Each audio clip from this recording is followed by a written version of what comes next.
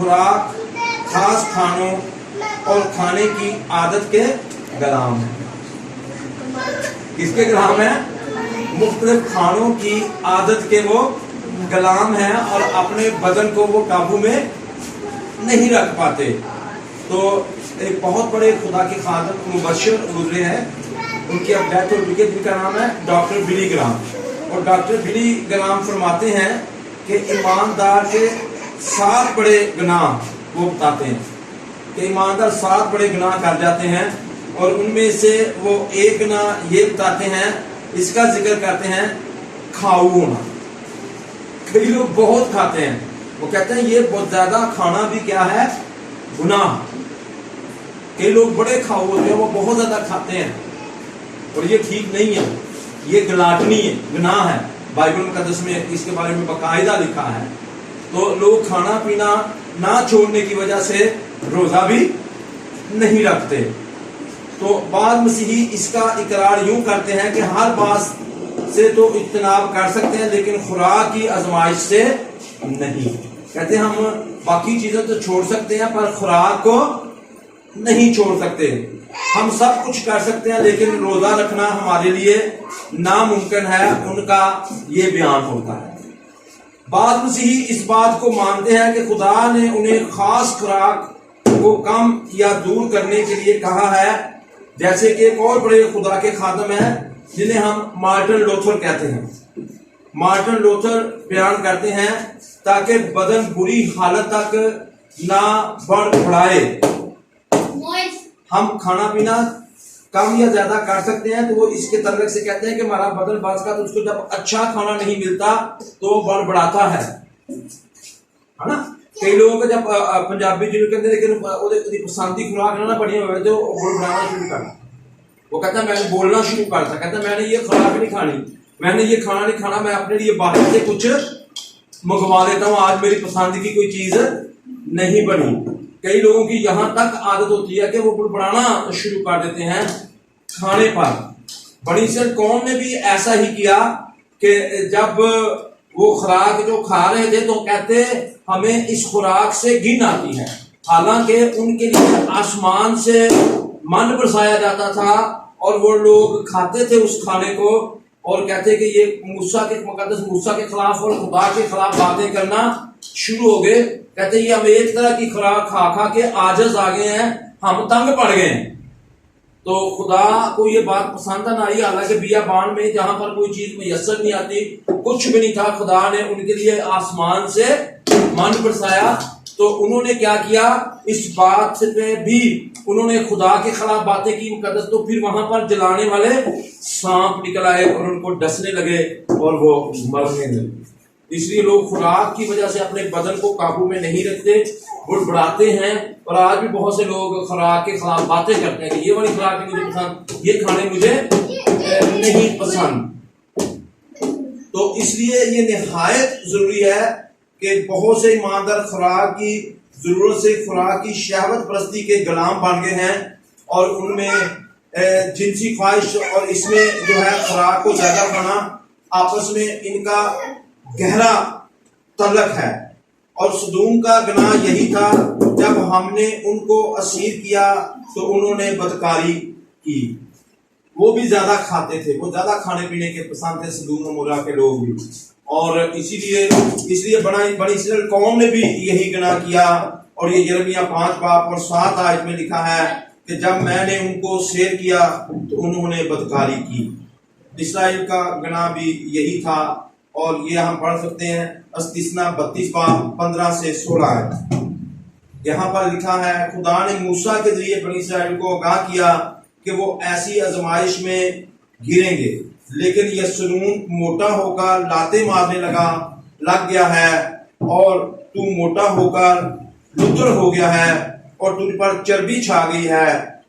تب اس نے خدا کو جس نے اسے بنایا چھوڑ دیا اور اپنی نجات کی چٹان کی حقارت کی۔ انہوں نے اجنبی معبودوں کے باعث سے غیرت اور مکروہات سے اسے غصہ دلایا۔ جب لوگ سیر ہو جاتے ہیں، جب کھانا پینا شروع ہو جاتے ہیں، آپ کو پتا ہے کہ لوگ بڑی لڑائیاں کرنا شروع کر دیتے ہیں، ایک دوسرے کو مارنا شروع کر دیتے ہیں۔ جب ان کے پاس زیادہ پیسہ آ جاتا ہے اور کھانا بھی زیادہ ان کو ملنا شروع ہو جاتا ہے، اور یہی کام اسرائیل قوم نے کیا۔ تو پولس رسول اس بات کو جانتے تھے کہ صرف ذہن ہی کو مختلف آزمائشوں سے بچاؤ کی ضرورت ہے، بلکہ بدن کو بھی ہے۔ ہمیں ذہن کی بھی ضرورت ہے کہ برے خیالات سے بچے، تو ہمارے بدن کی بھی ضرورت ہے کہ ان بری باتوں سے ہم اس کو کنٹرول میں رکھیں، اور ایسا نہ ہو کہ وہ خدمت میں جو کرتا ہوں اس میں ناکام رہ جاؤں۔ اس لیے عملی اقدام اٹھانے کی ضرورت ہے تاکہ بدن کی خواہشات کو روکا جائے، تاکہ روحانیت کو بڑھایا جا سکے۔ آمین۔ آپ میں سے کتنے ہیں جنہوں نے بدن کی خواہش کو روکا ہے؟ تو کھانا جو ہے یہ بدن کی خواہش ہے، یہ روحانیت کی خواہش نہیں ہے۔ کھانا نہ کھا کر تو ہم روحانیت میں آگے بڑھتے ہیں، ہم خدا میں آگے بڑھتے ہیں۔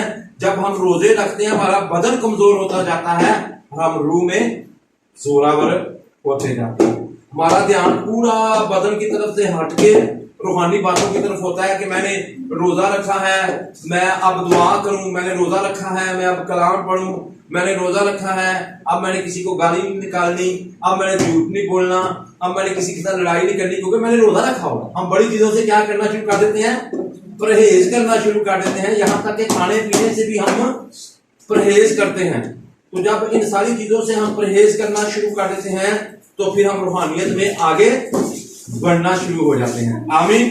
تو جب ہم اپنے بدن کو قابو کرتے ہیں تو پھر روحانیت میں آگے بڑھتے ہیں۔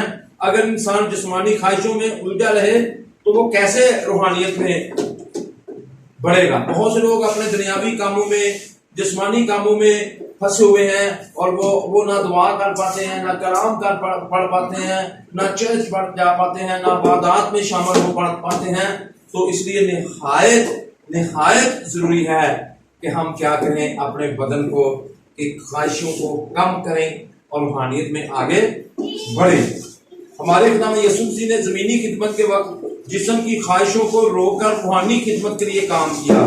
سکار کے کنواں پر یسوع تھکا ماندہ آیا، پیاسا تھا، لیکن اس نے پانی کی طلب کو پیچھے کر کے سامری عورت کی روحانی پیاس کو بجھایا۔ اس کو کہتا ہے مجھے پانی پلا، تو اس نے پانی نہیں پیا اور اس عورت کی پیاس کو بجھایا تھا، روحانی پیاس کو۔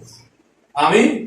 کبھی آپ نے ایسا کیا آپ کو بڑی سخت پیاس لگی ہو، آپ پانی نہ پیئیں، دوسرے لوگوں کو کلام سنا کر شروع کر دیں، دوسرے لوگوں کو روحانیت میں آگے بڑھانا شروع کر دیں؟ کبھی آپ نے ایسا کیا؟ جب ہمیں روزہ رکھا ہوتا ہے ہمیں بڑی پیاس لگی ہوتی ہے، ہم بھی پانی نہیں پیتے، اور دعا گناہ گاروں کے لیے، اپنے خاندان کے لیے، اپنے بچوں کے لیے اور ان کی روحانی ترقی کے لیے دعائیں کرنا شروع ہوتے ہیں۔ اور یسوع مسیح نے بھی ایسا ہی کیا، لیکن اس نے پانی کی طلب کو پیچھے کر کے سامری عورت کی روحانی پیاس کو بجھایا۔ اس نے خوراک کو بھی اس وقت ترجیح نہ دی جب شاگرد کھانا لے کر آئے۔ شاگردوں نے یسوع سے درخواست کی، اے ربی کچھ کھا لے۔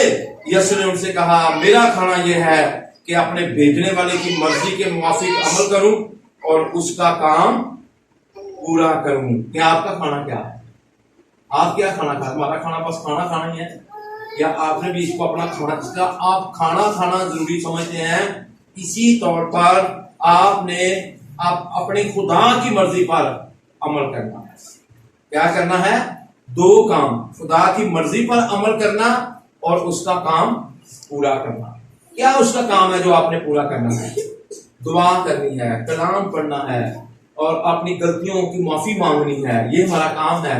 دوسروں کو معاف کرنا ہے، دوسروں کی بہتری کے لیے کام کرنا ہے، دوسروں کو خوش کرنا ہے اپنی لائف سے۔ کیا ہم کرتے ہیں کہ کئی تو غصہ ان کے آتا ہے، دوسروں کو غصہ ہی چڑھاتے رہتے ہیں، طرح طرح کی باتیں کر کے دوسروں کو پریشان کرتے رہتے ہیں۔ یہ نہیں ہونا چاہیے۔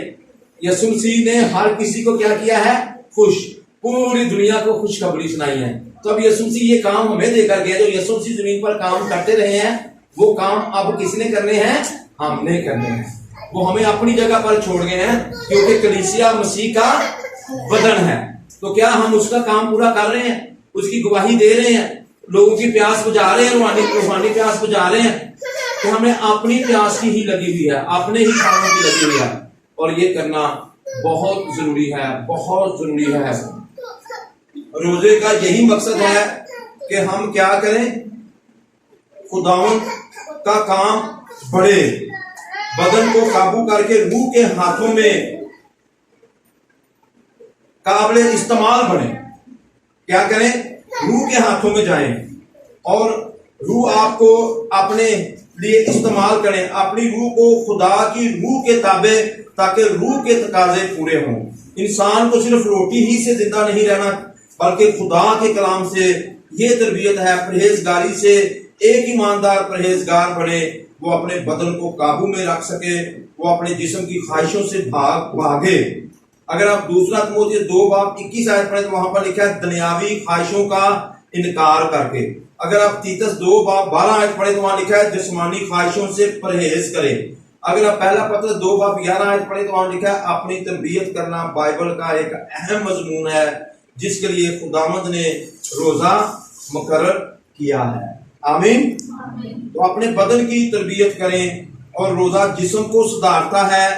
और इंग्लिस्तान की कलीसिया 1562 में उसने वो तजवीज करती है कि रोजा एक अहम मकसद जिस्म की तंबीह करता है, ताकि ये शुवानी ना बने, बल्कि इसे सुधारता और रूह कुदस के ताबे लाता है। तो एक और जो असूल है, विलियम ब्राम विल, ये बड़े अच्छे एक खुदा के खादम हैं, उन्होंने एक असूल बताया है। वो कहते हैं कि जिंदगी में ये नुमाया था जो वैसलीन मनाद कहलाता था, उसने ये मुमकिना बात देखी कि दूसरों में मनादी करके कहीं वो खुद रद्द ना हो जाए। मुकर्ररा रोजे, मुसलसल बेदार रहने और तमाम बातों में बाकायदा परहेजगारी के जरिए उसने बदन को काबू में रखा, और इस तरह अपनी रूहानियत और कुव्वत को बढ़ाया। तो ये बड़ा जरूरी है कि हमें अपनी रूहानी कुव्वत को बढ़ाना है, और मुसलसल बेदार रहने के लिए हमें क्या करना है, रोजे रखने हैं, ताकि हम लगातार बेदार रह सकें, दुआओं में, खुदा के कामों में, उसकी मर्जी पर अमल कर सकें। तो इसके लिए रोजे रखना हमारे लिए बहुत जरूरी है, और उन्होंने इसके बारे में ये कहा। आज आप क्या करते हैं अपने बदन को बेदार रखने के लिए, ताकि आप दुआ में, कलाम में मजबूत रहें, रूहानियत के काम आपकी जिंदगी में बढ़ें और आपका बदन काबू में आए। तो इसके लिए आपको क्या करने हैं, रोजे रखने। कलाम हक का पढ़ा और सुना जाना हमारे लिए बाही से बरकत हो, खुदावंद का शुक्र हो। आए अपनी आंखों को बंद करें और सब दुआ करना शुरू करें।